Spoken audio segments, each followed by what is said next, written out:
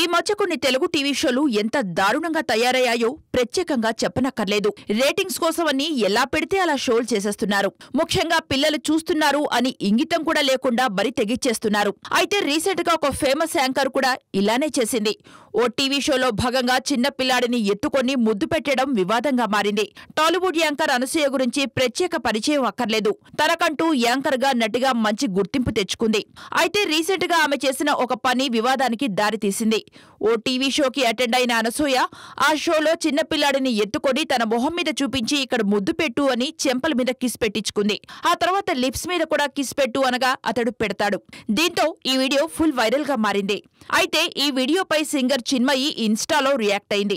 అనసూయ పేరును ప్రస్తావించకుండా తల్లిదండ్రులు ప్రేక్షకులను ఉత్సాహపరుస్తున్నప్పుడు ఓ టీవీ షో హోస్ట్ పిల్లవాడిని నోటిపై ముద్దు పెట్టమని అడగడం నేను చూశాను. ఇది చాలా భయంకరంగా అనిపించింది. ఇలాంటివి పిల్లలపై చాలా ఇంపాక్ట్ చూపిస్తాయి. చిన్నపిల్లలకు గుడ్ టచ్, బ్యాడ్ టచ్ గురించి చెప్పాల్సిన బాధ్యత తల్లిదండ్రులది.